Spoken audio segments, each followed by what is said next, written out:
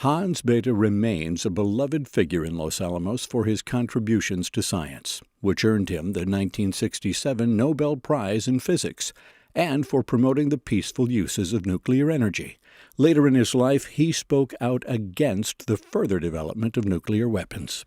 Hans became really a conscience for Los Alamos. He was a man who said, if we're going to be building these weapons, we need to have a say in how they're used and where they're used and those sorts of things. And so many years he would come back to Los Alamos. He was worked extensively on the Cold War, on the hydrogen bomb, and subsequent weapons that were developed over time.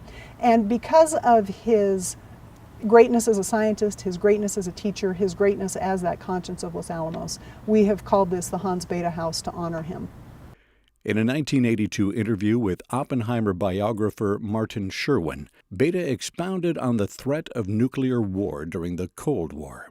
If nuclear war were started, it threatens us at least as much as the Russians, and so it is no longer a useful threat against the Soviets. Also, it's no longer true that the Russians have great dominance in conventional weapons.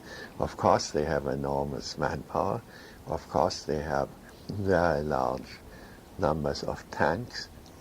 And of course, they have been building up their conventional strength quite strongly in recent times.